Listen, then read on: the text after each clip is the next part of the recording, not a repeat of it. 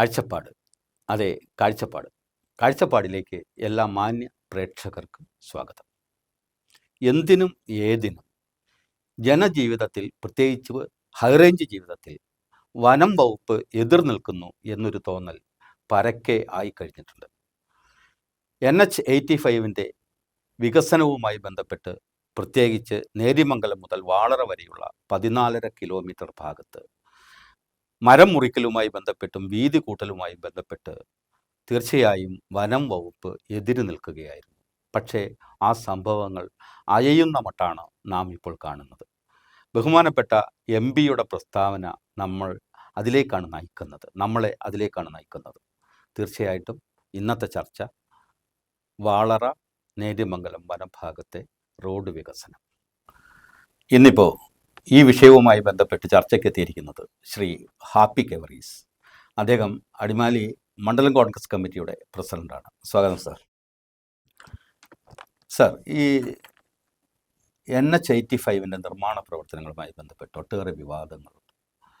മാസങ്ങളായി അതിൻ്റെ പണി നടക്കുന്നു. അതിൻ്റെ അലൈൻമെൻറ്റായി ബന്ധപ്പെട്ടും ഒപ്പം തന്നെ അതിൻ്റെ നിർമ്മാണ പ്രവർത്തനങ്ങളായി ബന്ധപ്പെട്ടും ചില മേഖലയിൽ നിർമ്മാണം നടക്കാത്തതുമായി ബന്ധപ്പെട്ടുമൊക്കെ ഒട്ടേറെ വിവാദങ്ങൾ നിൽക്കുന്നുണ്ട്. കുറേ നാളുകളായി മരം വെട്ട് പ്രശ്നവും ഒപ്പം തന്നെ നിർമ്മാണത്തിൻ്റെ വേഗത്തിലെ കുറവും ഒക്കെ ചർച്ചയാവുകയായിരുന്നു.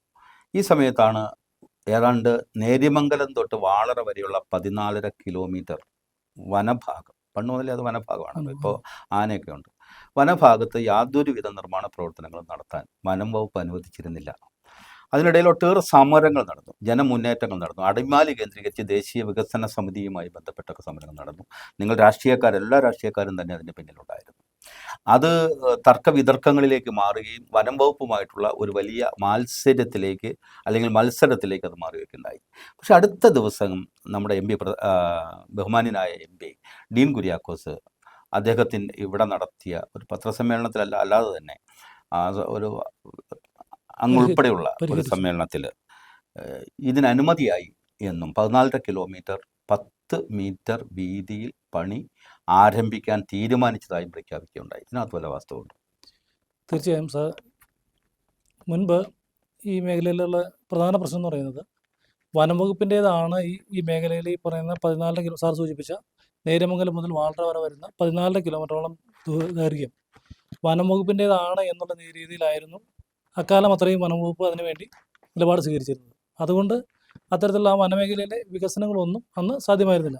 പക്ഷേ ഇടക്കാലത്ത് സാറിന് അറിവുള്ളതുപോലെ ഹൈക്കോടതിയുടെ ഒരു പ്രധാനമായ ഒരു വിധി ഈ പറയുന്ന സാറ് നമ്മൾ സൂചിപ്പിച്ച 14 കിലോമീറ്റർ ഈ ദൂരമുള്ള സ്ഥലത്ത് വനം വകുപ്പിന് അതിൻ്റെ അധീനതയിലല്ല എന്നുള്ള തരത്തിൽ അത് റവന്യൂ പുറമ്പോക്കാണ് എന്ന് വ്യക്തമാക്കുന്ന രീതിയിലും, അതുപോലെ തന്നെ ആ മേഖലയിൽ വരുന്ന ഏതെങ്കിലും തരത്തിലുള്ള വികസന കാര്യങ്ങളിൽ ഇടപെട്ട് അത് തടസ്സം ചെയ്യാൻ പാടില്ല എന്നുള്ള തലത്തിൽ ഹൈക്കോടതിയുടെ ഒരു സുപ്രധാനമായ ഒരു വിധി വന്നു.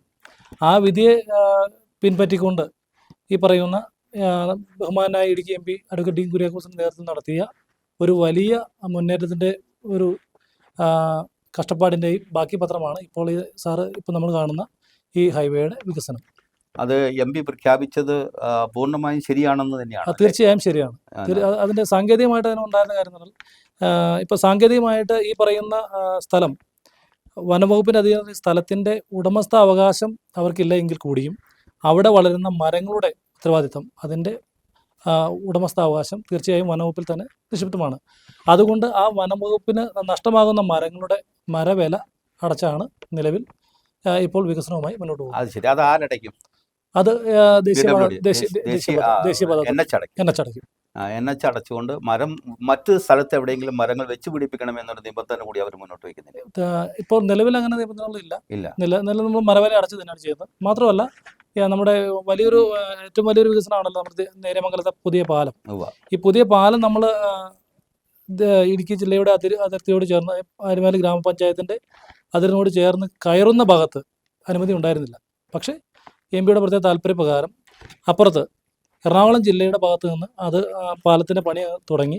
അത് മറ്റൊരു കാര്യമാണ്. അതായത് നമ്മുടെ ഈ റോഡിൻ്റെ വീതി കൂട്ടലുമായി ബന്ധപ്പെട്ട് പുതിയ പാലം പണിയുകയാണല്ലോ. അവിടെ പുതിയ പാലം പണിയുമ്പോൾ അതൊരു വല്ലാത്ത പ്രതിസന്ധിയിലായിരുന്നു. കാരണം ആ പാലം വന്നെത്തുന്നത് അടിമാലി ഗ്രാമപഞ്ചായത്ത്. ഇടുക്കി ജില്ലയിലേക്കാണ്, അപ്പുറം എറണാകുളം ജില്ലയാണ്. അപ്പോൾ ഇടുക്കി ജില്ലയിലേക്ക് പ്രവേശിക്കുന്നിടത്ത് വനമാണ്.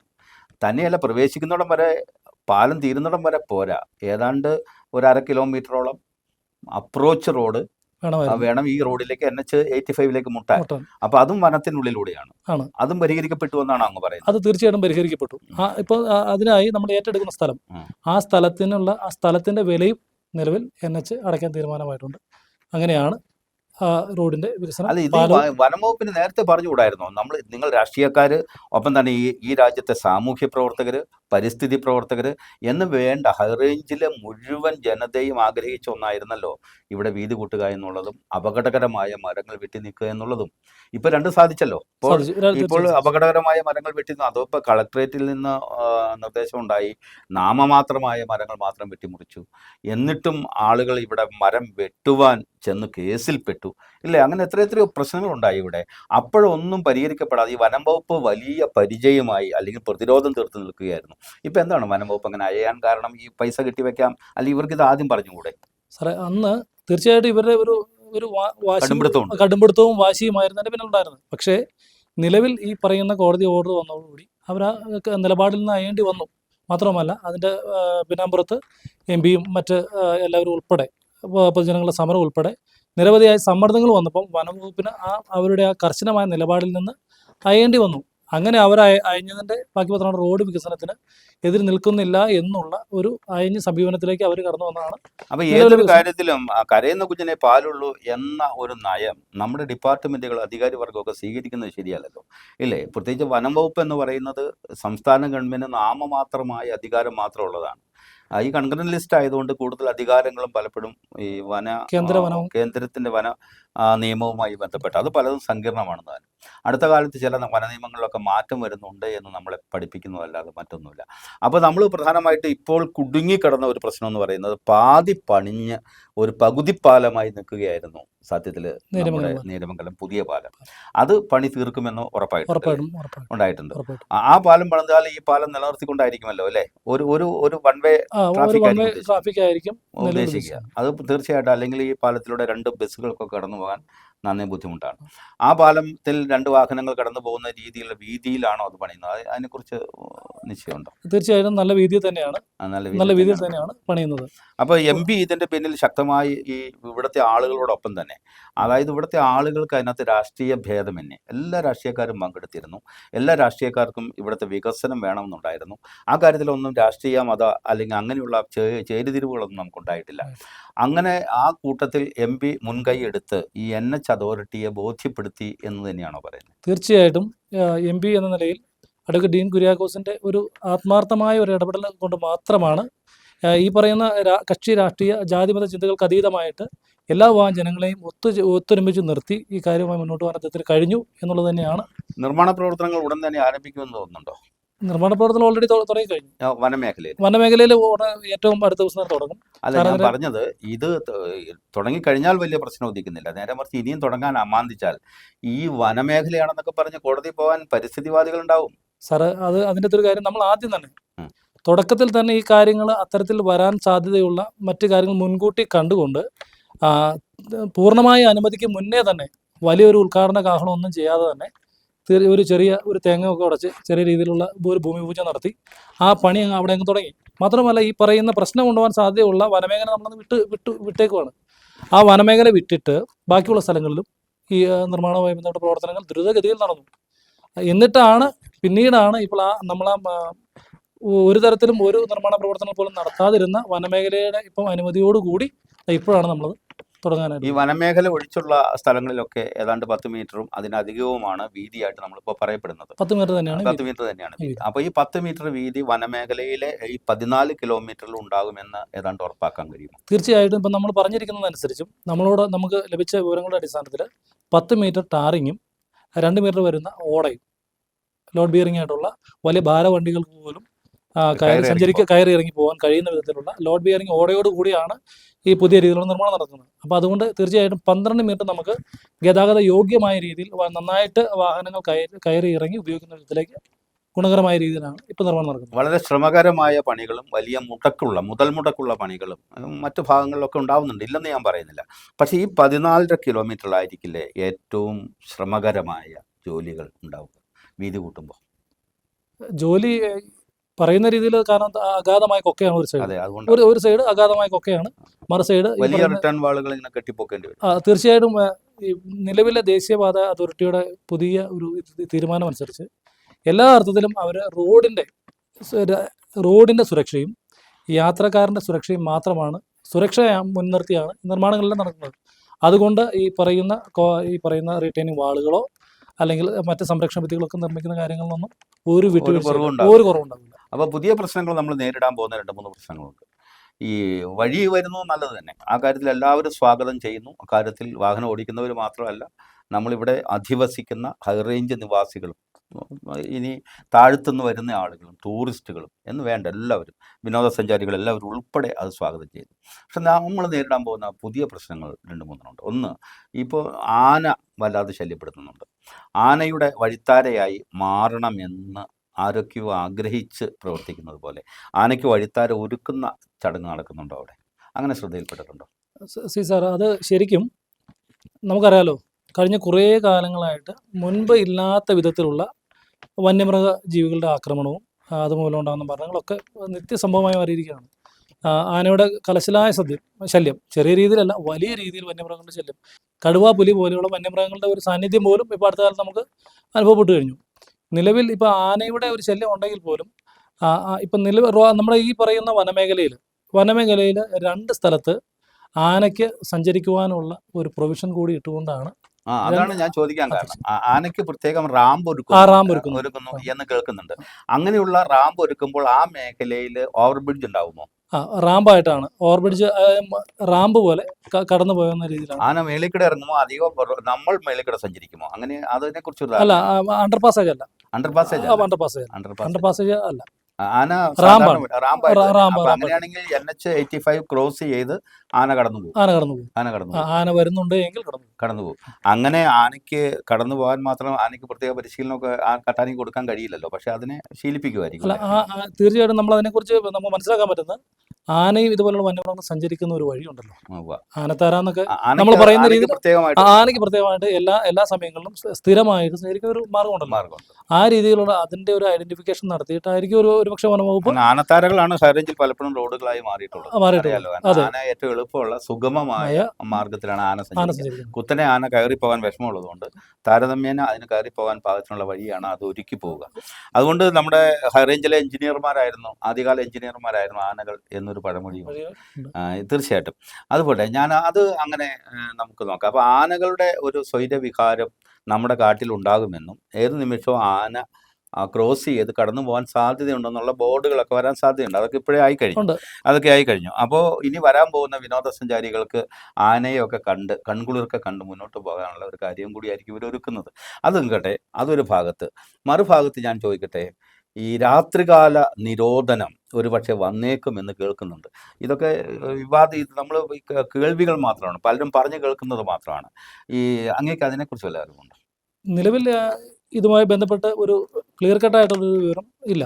രാത്രികാല നിരോധനം വന്നേക്കാം എന്നുള്ളത് ഏതെങ്കിലും തരത്തിൽ അത്തരത്തിലൊരു നിയമനിർമ്മാണവുമായിട്ട് ബന്ധപ്പെട്ട് വന്നാൽ തീർച്ചയായും കോൺഗ്രസ് പാർട്ടി എന്ന നിലയിൽ, ഒരു രാഷ്ട്രീയ പാർട്ടി എന്ന നിലയിൽ ഇന്റർനാഷണൽ കോൺഗ്രസിനെ ശക്തമായി എതിർക്കും. ആ കാര്യങ്ങളിൽ ഒരു വിട്ടുവീഴ്ചയും കാരണം നിരവധിയായ ജനങ്ങൾക്ക് ഏത് സമയത്ത് എങ്ങോട്ട് പോകണമെന്ന് നമുക്ക് മുൻകൂട്ടി പ്രവചിക്കാൻ കഴിയില്ല. കാരണം നമ്മുടെ സ്ഥലത്തിൻ്റെ പ്രത്യേകതകൾ അറിയാം. ഭൂമിശാസ്ത്രപരമായി ഒത്തിരി ദൂരെ കിടക്കുന്നു, മെഡിക്കൽ സൗകര്യങ്ങൾ വളരെ കുറവ്, ആശുപത്രികൾ കുറവ്. എന്തെങ്കിലും കാരണം ഏതെങ്കിലും ബുദ്ധിമുട്ടുണ്ടായാൽ തീർച്ചയായിട്ടും നമ്മൾ സമീപിക്കേണ്ടത് കിലോമീറ്ററുകൾ സഞ്ചരിച്ച് കോട്ടയത്തോ എറണാകുളത്തൊക്കെയാണ്. അപ്പോൾ അങ്ങനെയൊക്കെ ഏതെങ്കിലുമൊക്കെ സമയത്താണ് നമുക്ക് ഈ കാര്യങ്ങൾ വേണ്ടി വരിക. അപ്പം മുൻകൂട്ടി പ്രവചിക്കാൻ കഴിയാത്ത ഒരു യാത്ര അസാധ്യമാകുന്ന രീതിയിലുള്ള ഒരു നിയന്ത്രണങ്ങളും യാതൊരു കാരണവശാലും അനുവദിക്കുവാൻ ഒരു രാഷ്ട്രീയ പ്രസ്ഥാനം എന്നല്ല.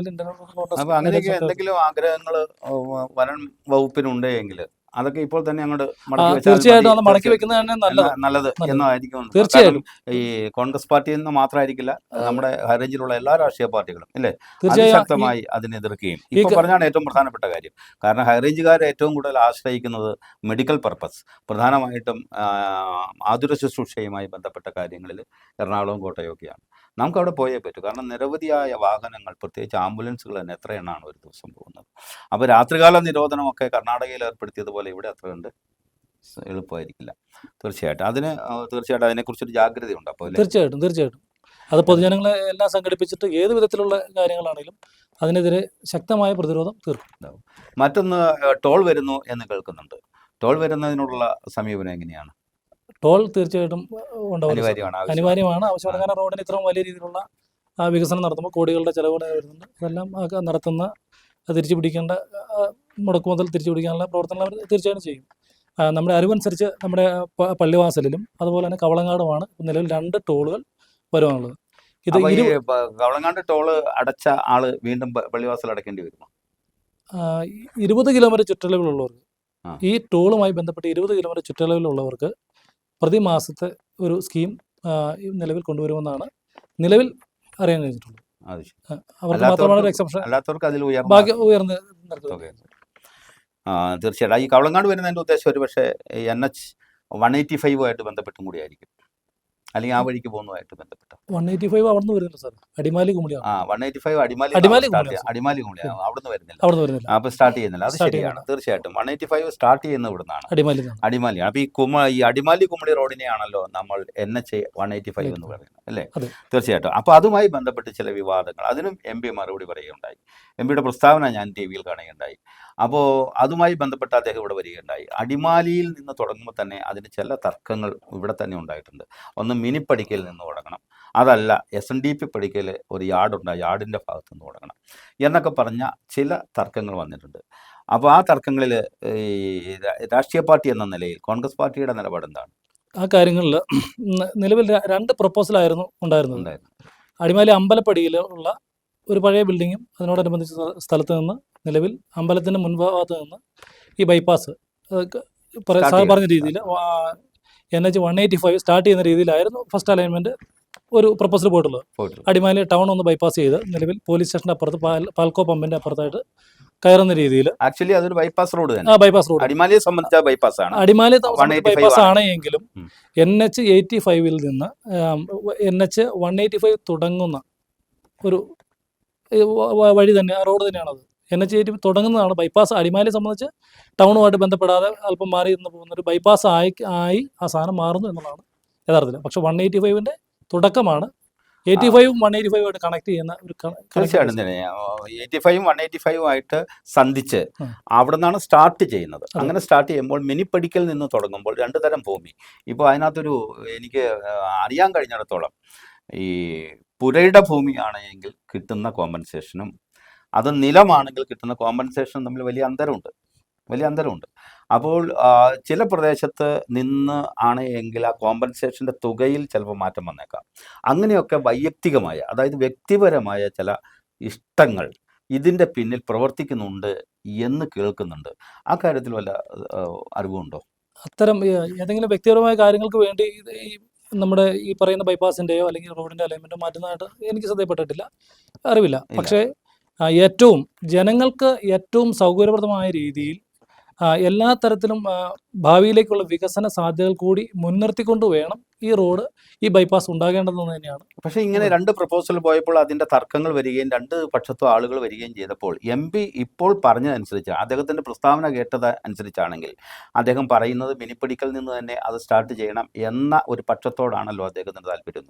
ജനപക്ഷം അങ്ങനെയാണെന്ന് തോന്നുന്നു. കൂടുതൽ നിലവിൽ അവിടെ നിന്നാണെങ്കിൽ കുറച്ചുകൂടി നമ്മുടെ സൗകര്യപ്രദമായിട്ട് അത് സ്റ്റാർട്ട് ചെയ്യാൻ പറ്റും എന്നാണ് നമ്മുടെ മേലുള്ള ജനങ്ങൾ, പൊതുവെ നിങ്ങൾ ഉൾപ്പെടെ അങ്ങ് ഉൾപ്പെടെ ആയിരുന്നല്ലോ നമ്മുടെ പഞ്ചായത്ത് ഹാളിൽ ചേർന്ന ദേശീയ വികസന സമിതിയുടെ ഒരു കമ്മിറ്റിയിൽ MP കൂടി പങ്കെടുത്തിരുന്നു.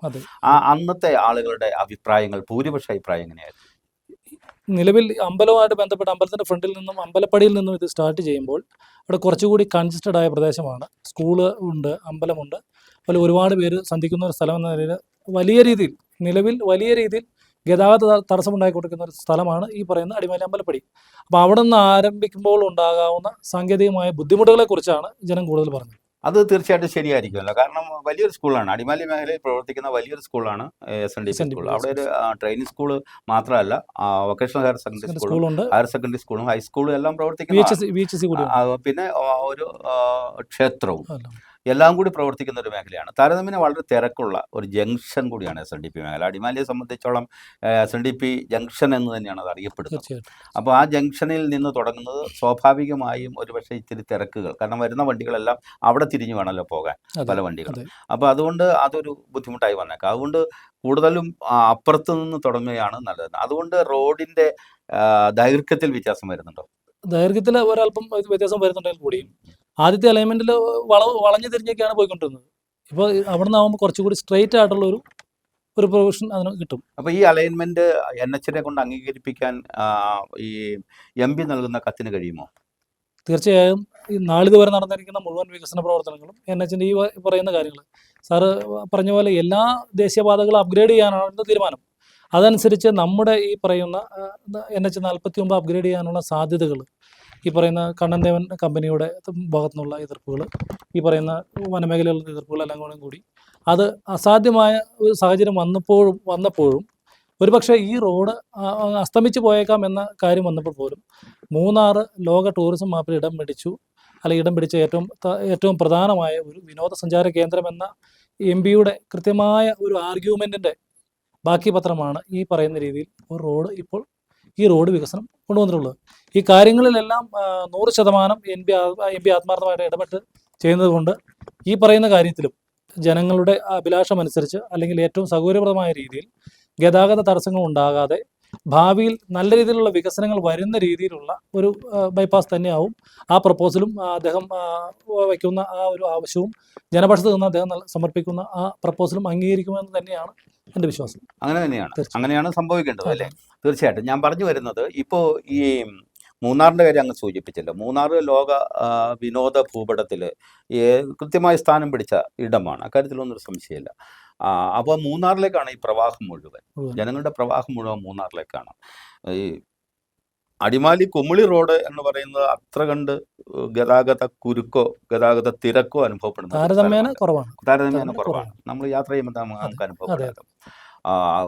ഈ തേക്കടിക്ക് പോകുന്ന ആളുകൾ, കുമിളി തേക്കടി ഭാഗമാണല്ലോ, അങ്ങോട്ട് പോകുന്ന ആളുകൾക്ക് തീർച്ചയായിട്ടും അടിമാലി മേഖലയിലെ ഈ NH വന്നാൽ ആളുകളുടെ സഞ്ചാരം കൂടും, ഇക്കാര്യത്തിലൊന്നും സംശയമില്ല. കാരണം അതിലെ വഴിയെ തൊടുപുഴ വഴി പോകുന്ന ആളുകളുടെ എണ്ണമൊക്കെ കുറഞ്ഞു, കൂടുതൽ ആളുകൾ ഇതുവഴി പോകാനൊക്കെയുള്ള സാധ്യത ഏറുന്നുണ്ട്. കാരണം റോഡ് നല്ലതാണെങ്കിൽ ആളുകൾ സഞ്ചരിക്കും എന്ന കാര്യത്തിൽ സംശയം, ദൂരം അല്പം കൂടിയാൽ പോലും.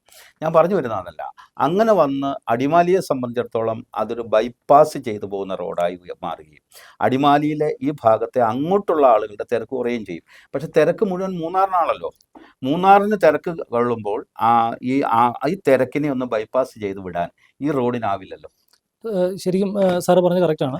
ഇപ്പം നിലവിലുള്ള റോഡ് 85-ൽ നിന്ന് 185-ലേക്ക് ആണ് പോകുന്നത്. അത് അടിമാലി ടൗണിൽ നിന്നും അല്പം ദൂരം മാറിയാണ് പോകുന്നത്. അതെ, സാറ് പറഞ്ഞ രീതിയിൽ മൂന്നാർ റോഡിൻ്റെ ഒരു തിരക്ക് കുറയ്ക്കാൻ ഇപ്പോൾ ഈ പറയുന്ന 185-ൻ്റെ ഈ ഒരു ബൈപ്പാസ് കൊണ്ട് കഴിയില്ല എങ്കിൽ കൂടിയും നിലവിൽ നമുക്ക് ഇതിന് പ്രസക്തമായൊരു കാര്യം സാർ സൂചിപ്പിച്ചു. കാരണം നമുക്ക് തീർച്ചയായിട്ടും ഈ 185 മൂന്നാർ റോഡുമായിട്ട് കണക്ട് ചെയ്യുന്ന മറ്റൊരു ബൈപ്പാസിനെ കുറിച്ച് തീർച്ചയായിട്ടും ആലോചനയിലുണ്ട്. ഞങ്ങളുടെ എല്ലാം പൊതുപ്രവർത്തകരെയും നമ്മുടെ എല്ലാം മനസ്സിലുള്ള കാര്യമാണ്.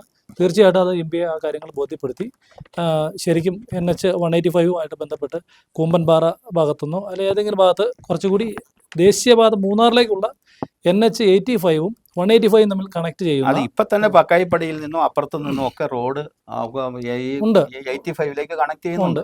ഇതിപ്പോൾ പാൽക്കോ പമ്പിന് അപ്പുറേ വന്ന് മുട്ടുന്ന ഈ NH-185 അല്പം കൂടി മുന്നോട്ട് പോയി കഴിഞ്ഞാൽ അത് ലെഫ്റ്റിലേക്ക് മാറി NH-85-ലേക്ക് മുട്ടും. ഓൾറെഡി ഉള്ള റോഡുണ്ട്, ആ റോഡിനെ ഒന്ന് വികസിപ്പിക്കേണ്ട ആവശ്യമേ ഉള്ളൂ. സാറ് നമ്മൾ ആദ്യം പറഞ്ഞ സാറൊന്ന് ശ്രദ്ധിച്ചു. അതായത് ശരിക്കും പറഞ്ഞാൽ ഇതൊരു ബൈപ്പാസ് റോഡ് എന്നതിലുപരി 85 നിന്ന് 185 തുടങ്ങുന്ന ഒരു പ്രൊസീജിയർ. തീർച്ചയായിട്ടും ഞാൻ സൂചിപ്പിച്ചത് തീർച്ചയായിട്ടും അങ്ങനെ തന്നെയാണ്. പക്ഷേ അടിമാലിയെ സംബന്ധിച്ച് ഞാനിതിപ്പോൾ ഈ കാണുന്ന പ്രേക്ഷകരല്ല, അടിമാലിക്കാർ മാത്രമല്ല, ഇടുക്കി ജില്ലയിൽ മുഴുവനുള്ള ആളുകൾ ഇത് കാണുന്നുണ്ട്. പക്ഷേ എന്നാൽ പോലും ഞാൻ അങ്ങനെ ഒരു കാര്യം എടുത്തു പറഞ്ഞു. അടിമാലിക്കാരെ സംബന്ധിച്ചിടത്തോളം ഇതൊരു ബൈപ്പാസിന്റെ ആനുകൂല്യം, അതിനൊരു ഗുണം കിട്ടും. ആ ഗുണം കിട്ടണമെങ്കിൽ ഇത് NH85 മുട്ടേണ്ടതുണ്ട്. പക്ഷേ അടിമാലി ടൗണിലെ തിരക്ക് കുറയാനാണല്ലോ ബൈപ്പാസ് പലപ്പോഴും നമ്മൾ ചെയ്യുന്നത്. കാരണം യാത്രക്കാർക്ക് വരുന്നവർക്കും ഒക്കെ സാധനങ്ങൾ വാങ്ങിച്ചു പോകാനും വണ്ടി ഇടാനും ഒക്കെയുള്ള സൗകര്യങ്ങൾ വേണം. അതിനും കൂടി വേണ്ടിയിട്ടാണല്ലോ. അപ്പോൾ അങ്ങനെ പോകേണ്ടി വരും. അതിനെക്കുറിച്ച് ശ്രമിക്കുമെന്നാണ് അങ്ങ് പറയുന്നത്. ഉറപ്പായിട്ടും നമ്മൾ ആ കാര്യങ്ങൾ ഒപ്പം മറ്റ് ജനപ്രതിനിധികളെ ശ്രദ്ധപ്പെടുത്തും. ആ കാര്യങ്ങൾ സാധ്യമായ എല്ലാ സമ്മർദ്ദങ്ങളിലും ഈ പറയുന്ന ജനപ്രതിനിധികളുമായിട്ട് ബന്ധപ്പെട്ട് എല്ലാ കാര്യങ്ങളും ഇടപെടും. ഇപ്പോൾ ഈ മൂന്നാർ ഒരു ടൂറിസം മേഖലയാണ്, വലിയ ടൂറിസം മേഖല, അക്കാര്യത്തിൽ സംശയമൊന്നുമില്ല. കാരണം അത്രമാത്രം ജനങ്ങളുടെ പ്രവാഹം പല സീസണിലുണ്ട്. പക്ഷേ അടിമാലിക്ക് പലപ്പോഴും അതിൻ്റെ ഒരു ഓണം കിട്ടുന്നില്ല. നിങ്ങൾ ഈ പൊതുപ്രവർത്തകർ സത്യത്തിൽ ഈ അടിമാലിക്ക് ടൂറിസം കൊണ്ടുണ്ടാകുന്ന ഒരു ഗുണത്തെക്കുറിച്ച് ചിന്തിച്ചിട്ടുണ്ടാവും? ശരിക്കും സാറേ, ഈ പറയുന്ന രീതിയിൽ വലിയ രീതിയിലുള്ള വിഭവങ്ങളുണ്ട് വിനോദസഞ്ചാരവുമായി ബന്ധപ്പെട്ട് നമ്മുടെ അടിമാലിക്ക്. ചുരുക്കി പറഞ്ഞാൽ ഊട്ടിക്ക് കൂണൂർ എന്ന് പറയുന്ന ഒരു ടൗൺ പോലെയാണ് ശരിക്കും മൂന്നാറിലേക്കുള്ള യാത്രാമധ്യയുള്ള അടിമാലിയുടെ ഒരു സ്ഥാനം. പക്ഷേ കാലങ്ങളായിട്ട് ഇപ്പോൾ സാറ് പറയുന്ന കാര്യങ്ങളിൽ ഞാൻ ഒരു പൊതുപ്രവർത്തകൻ, എൻ്റെ കൂടി ഒരു വീഴ്ചയാവാം ഒരു പക്ഷേ, അതിൻ്റേതായ ഒരു സാധ്യതകളെ 100% ഉപയോഗിക്കുവാനുള്ള കാര്യങ്ങൾ ഇതുവരെയും യഥാർത്ഥത്തിൽ സാധ്യമായിട്ടില്ല.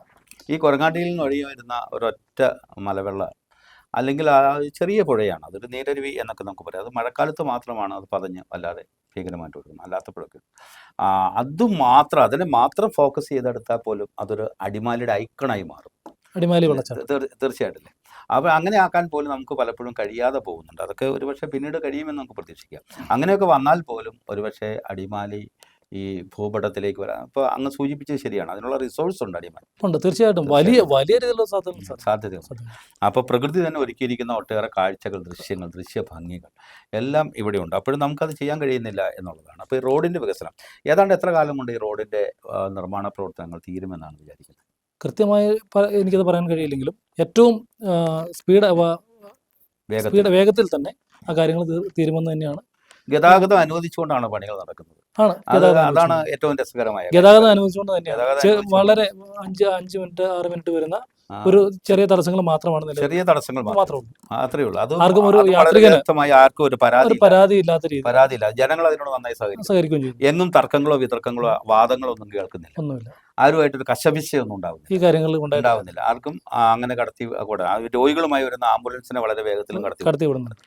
അപ്പോൾ ഒരു തടസ്സം ഈ പണിയിൽ ഉണ്ടാവുന്നില്ല. നിലവിൽ ഈ കാര്യങ്ങളിൽ നമ്മൾ സൂചിപ്പിച്ചതുപോലെ ഈ പറയുന്ന കക്ഷി രാഷ്ട്രീയ ഭേദമന്യേ മുഴുവൻ ജനങ്ങളും ഈ കാര്യങ്ങൾ ഏറ്റെടുത്തുകൊണ്ട് അവർക്ക് ഈ നല്ല രീതിയിലൊരു സുഗമമായ ഗതാഗത മാർഗം വേണം എന്നുള്ള ഒരൊറ്റ കാഴ്ചപ്പാടോട് ഈ കാര്യം ചെയ്യുന്നതുകൊണ്ട് കുത്തനെയുള്ള മൺഭിത്തി വരുന്ന ഇടങ്ങളിലൊക്കെ സംരക്ഷണ ഭിത്തി വളരെ ഉയരത്തിൽ കെട്ടുന്നത് അങ്ങ് കാണുന്നുണ്ട്. നമുക്ക് കാണാം. അത് വളരെ നീളത്തിൽ തന്നെ വളരെ ഉയരത്തിലും ഒക്കെ ആയിട്ട് വളരെ ഉറപ്പുള്ള സംരക്ഷണ ഭിത്തിയാണ്. അക്കാര്യത്തിൽ സംശയമൊന്നുമില്ല. പക്ഷെ ചില ഭാഗങ്ങൾ, ചില ആളുകൾക്ക് വീടുകളിലേക്ക് കയറിപ്പോകാൻ നിലവിൽ വീട്ടിൽ വഴി ഉള്ളിടത്ത്, ആക്സസ് ഉള്ളിടത്ത് അത് അനുവദിച്ചിട്ടുണ്ട്, ഇല്ലെന്ന് ഞാൻ പറയുന്നില്ല. പക്ഷേ ഒരു ഒരേക്കർ പുരയിടം 2ആയിട്ടോ 3ആയിട്ടോ വിഭജിച്ച് വീതം വെച്ച് കൊടുക്കേണ്ടി വരുമ്പോൾ അവർക്കൊരു പ്രത്യേക വഴി ചിലപ്പോൾ ആവശ്യമായിട്ട് വന്നേക്കാം. അങ്ങനെയുള്ള ഇടങ്ങളിലേക്കുള്ള വഴികൾ എന്നേക്കുമായി കൊട്ടി അടയ്ക്കുന്നു എന്നൊരു ആക്ഷേപം നിൽക്കുന്നു. അത് ശരിയാണ്. ശരിക്കും സാറേ, അങ്ങനെ ഒരു ശരിക്കും വഴികൾ കൊട്ടിയടക്കുന്ന ഒരു പരിപാടി നിലവിലില്ല. നിലവിൽ ദേശീയപാത അതോറിറ്റിയുടെ പോളിസി എന്ന് പറയുന്നത് മുഖ്യമായും യാത്രികർക്കും റോഡിൻ്റെയും സുരക്ഷിതത്വം മാത്രമാണ് അവരെ മുൻനിർത്തുന്നത്. മറ്റു കാര്യങ്ങളല്ല അവർ പ്രഥമ പ്രാധാന്യം നൽകുന്നത്.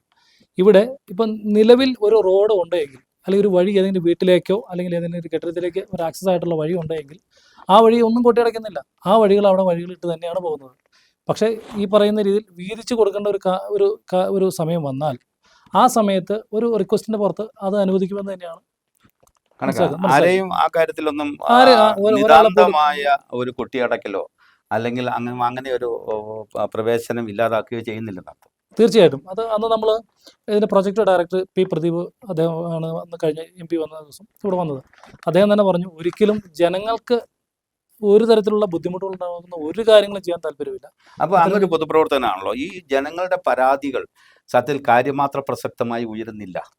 വലിയ രീതിയിലുള്ള ഒരു പരാതി ഒന്നും വന്നിട്ടില്ല. ചെറിയ വന്നിട്ടില്ല. ചെറിയ രീതിയിലുണ്ടായ പരാതികളെല്ലാം അവിടെ തന്നെ ഈ പരിഹരിച്ചു റോഡരികിലൊക്കെ ചെറിയ കൂര കെട്ടി താമസിക്കുന്ന പാവങ്ങൾ ഒത്തിരി ഉണ്ടായിരുന്നല്ലോ. ഉണ്ട്. അവരെ ഒന്നും കുടിയൊഴിപ്പിച്ചിട്ടില്ല. അവരെ കുടി ഒഴിപ്പിക്കുന്ന സാഹചര്യങ്ങളുള്ള സ്ഥലങ്ങളിൽ അതിൻ്റെതായ രീതിയിൽ അവരുടെ ആ ഒരു ഗതികേട് കൂടി പരിഗണിച്ചാണ് ആ കാര്യങ്ങളോട്ട് പോകുന്നത്. നിലവിൽ വീടുകൾ ഈ കുടിൽ പോലുള്ള വീടുകളൊന്നും പൊളിക്കുന്ന ഒരു സാഹചര്യം വന്നില്ല. അത് സാഹചര്യം വന്നില്ല. പൊളിച്ചാൽ ഏതെങ്കിലും തരത്തിലൊക്കെ അവരെ സഹായിക്കാനും അത് എല്ലാ തരത്തിലുള്ള കാര്യങ്ങൾക്കും എം.പിയും മുൻകൈ എടുക്കുന്നുണ്ട്. മറ്റെല്ലാവരും ആ കാര്യങ്ങളിൽ ദേശീയപാത അതോറിറ്റിയും കോൺട്രാക്ട് സൈഡും അങ്ങനെയുള്ളവരുടെ ഒരു സമര മുന്നേറ്റമോ അങ്ങനെയുള്ളവരുടെ ഒരു കഞ്ഞിവെപ്പ് സമരമോ അങ്ങനെ ഒന്നും കാണുന്നില്ല. അല്ല, അതിൻ്റെതായ ഒരു സാഹചര്യങ്ങൾ നിലവിലുണ്ടായിട്ടില്ല. ഒറ്റയ്ക്കും ചെറിയ ചെറിയ രീതിയിലുള്ള അത്തരങ്ങൾ കാര്യങ്ങൾ ഉണ്ടായിട്ടുണ്ട്.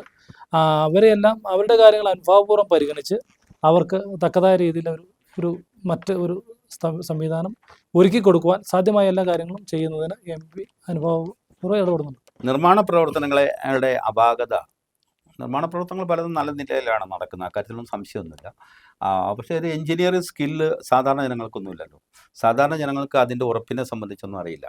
കമ്പി ഇങ്ങനെ പാകി നിർത്തിയിരിക്കുന്നത് കാണാം, അതിൻ്റെ മേൽ സിമെൻറ്റ് പൊത്തുന്നത് കാണാം, അങ്ങനെയൊക്കെയാണ് പലരും കാണുന്നത്. കുറച്ച് കഴിയുമ്പോൾ അതൊരു കോൺക്രീറ്റ് ഫിറ്റ് ഉയരുന്നത് കാണാം, അതിൽ മണ്ണിട്ട് ഫില്ല് ചെയ്യുന്നത് കാണാം. പക്ഷേ ഇതിൻ്റെയൊക്കെ ഉറപ്പിനെ സംബന്ധിച്ച് ഒക്കെ ആധികാരികമായ പരിശോധന നടക്കുന്നുണ്ടോ?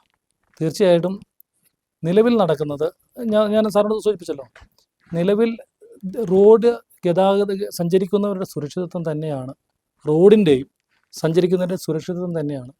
ഇപ്പോൾ സാറ് പറഞ്ഞ രീതിയിൽ കമ്പി ഉയർത്തി വന്ന് ആ വാളിൻ്റെ മുകളിൽ ഒരു സാധനം ശരിക്കും ക്രാഷ് ബാരിയർ എന്ന് പറഞ്ഞ് അതും ഏതെങ്കിലും തരത്തിലെ വണ്ടി തട്ടിയാൽ തടഞ്ഞു നിൽക്കുന്ന രീതിയിലുള്ള ഉറപ്പോടുകൂടി തന്നെയാണ് ആ കാര്യങ്ങളെല്ലാം നടക്കുന്നത്. ചില ഇടങ്ങളിലെങ്കിലും സൂക്ഷ്മമായി നമ്മൾ നിരീക്ഷിക്കുമ്പോൾ നമുക്ക് ചില വളവുകൾ നിവർത്തും എന്ന് വാക്ക് കൊടുത്തിട്ടും ആ വളവ് മണ്ണ് കൂടുതൽ എടുത്തിട്ടുണ്ട്, പക്ഷേ വളവ് അധികം നിവർത്താതെ തന്നെ സംരക്ഷണ ഭിത്തി പണിത് പോകുന്നതായിട്ടൊക്കെ കാണാം. ഒരുപക്ഷെ അത് നമ്മുടെ ദൃഷ്ടിയുടെ അല്ലെങ്കിൽ നമ്മൾ നോട്ടത്തിൻ്റെ കുഴപ്പമാണെന്നൊന്നും അറിയാനാവില്ല. പക്ഷേ കൂട്ടം കൂടിയുന്ന ആളുകൾ അതിനെ സംബന്ധിച്ച് സംസാരിക്കുന്നുണ്ട്. ഞാൻ ഈ വഴികളിൽ സഞ്ചരിക്കുമ്പോഴൊക്കെ ആളുകളുടെ നിരീക്ഷണങ്ങളും ആളുകളുടെ സംസാരവും ശ്രദ്ധിക്കുന്നുണ്ട്. അപ്പോൾ കുറച്ചൊക്കെ ഈ കാര്യത്തിൽ സ്കില്ലുള്ള ആളുകളുണ്ട്. ആ സ്കില്ലുള്ള ആളുകളുടെ സംസാരം അനുസരിച്ച് ചില വളവുകളുടെ പണി തീർത്തും ശാസ്ത്രീയമല്ല എന്ന് നമുക്കും തോന്നിപ്പോകുന്നുണ്ട്. ആ കാര്യത്തിലൊക്കെ ആരാണ് ഇടപെടുക? ഈ കാര്യങ്ങളെല്ലാം ദേശീയപാതയ്ക്ക് വ്യക്തമായ കാഴ്ചപ്പാട് അതിൻ്റെ അകത്തുണ്ട്. പക്ഷേ ഇവിടെ NH 85 കാര്യത്തിലൊരു കാര്യം എന്ന് പറഞ്ഞാൽ ലാൻഡ് അക്വിസിഷൻ ഇല്ല, സ്ഥലം ഏറ്റെടുക്കുന്ന ഒരു സംഭവം ഓൾറെഡി ലാൻഡ് ഉണ്ടായിരുന്നു. ഇല്ല. ലാൻഡ് അക്വിസിഷൻ എന്ന് പറയുന്ന ഒരു പ്രൊവിഷൻ ഈ ഒരു റോഡ് NH-ന്റെ കീഴിൽ ആ സ്ഥലം കിടക്കുന്നുണ്ടായിരുന്നല്ലോ. അല്ല, ഈ നിലവിൽ കിടക്കുന്ന സ്ഥലങ്ങൾ അവർ സാധ്യമായ രീതിയിലുള്ള വികസനം നടത്തും.